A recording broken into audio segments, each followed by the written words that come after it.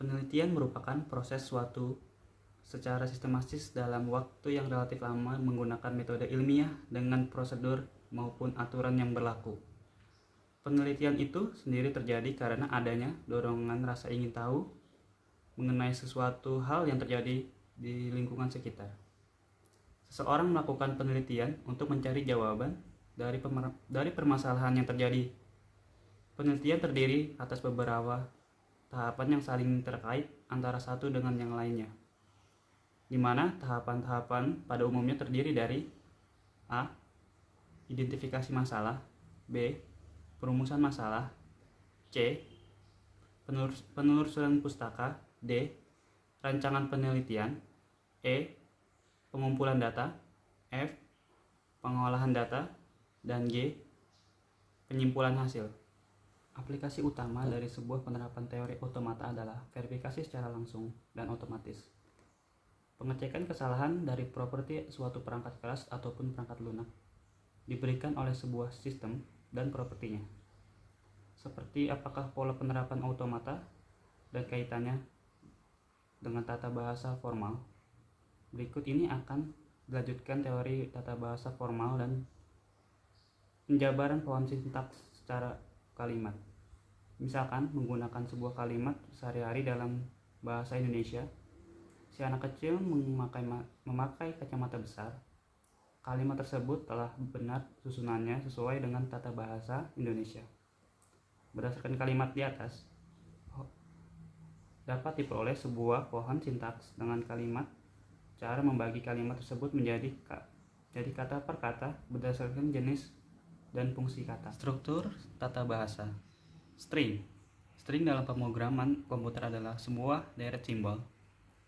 Bedakan tipe data string dan tipe data yang digunakan untuk menyimpan barisan karakter.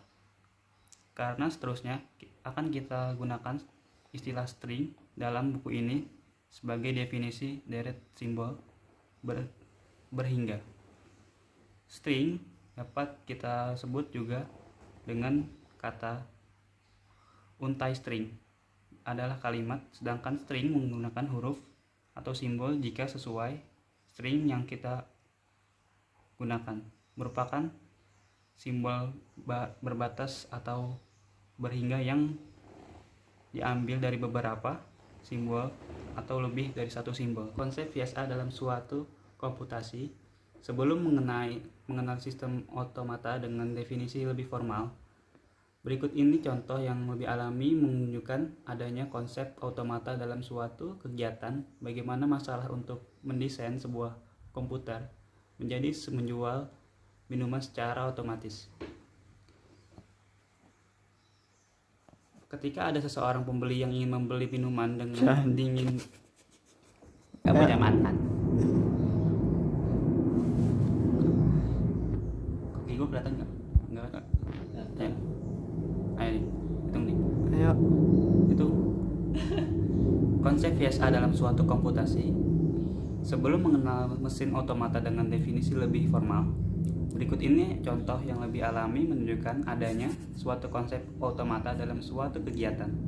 Bagaimana masalah mendesain sebuah komputer untuk menjual minuman secara otomatis. Definisi DFA pada Deterministic Finite State Automata atau DFA.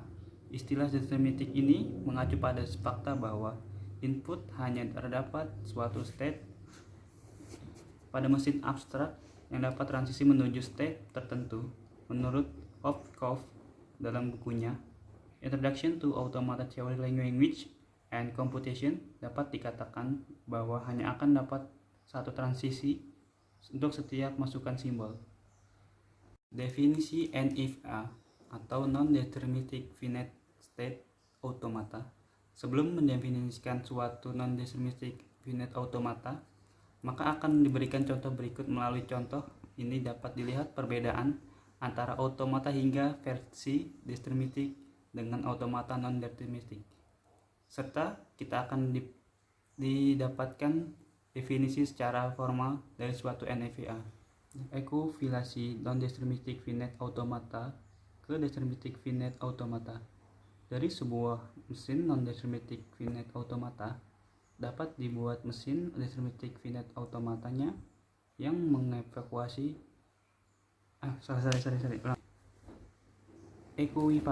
ekuivalensi non-deterministic finite automata ke deterministic finite automata. Dari sebuah mesin non-deterministic finite automata dapat dibuat mesin deterministic finite automatanya yang ekuivalen. Ekuivalen di sini artinya mampu menerima bahasa yang sama. Pencet ya. Non-deterministic finite automata dengan move di sini bisa dianggap sebagai MVT. Pada non-deterministic finite automata dengan move, transisi diperbolehkan mengubah state tanpa membaca input. Disebut dengan transisi karena tidak bergantung pada suatu input ketika melakukan transisi. Aplikasi utama dari sebuah penerapan teori otomata adalah verifikasi secara langsung dan otomatis. Pengecekan kesalahan dari properti suatu perangkat keras ataupun perangkat lunak diberikan oleh sebuah sistem dan propertinya, seperti apakah pola penerapan automata dan kaitannya dengan tata bahasa formal. Berikut ini akan dilanjutkan teori tata bahasa formal dan penjabaran pohon sintaks secara kalimat. Misalkan menggunakan sebuah kalimat sehari-hari dalam bahasa Indonesia. Si anak kecil memakai kacamata besar.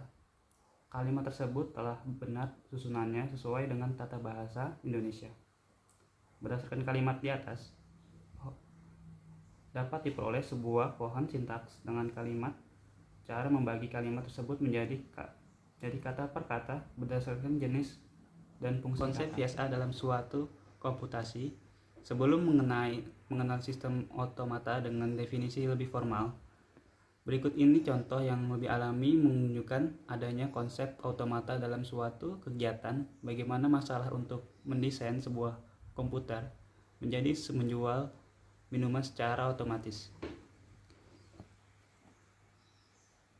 Ketika ada seseorang pembeli yang ingin membeli minuman dengan dingin, gak punya mantan. Kaki gue kelihatan nggak? Nggak. Ya. Ayo nih, hitung nih. Ayo. Itu konsep VSA dalam suatu komputasi.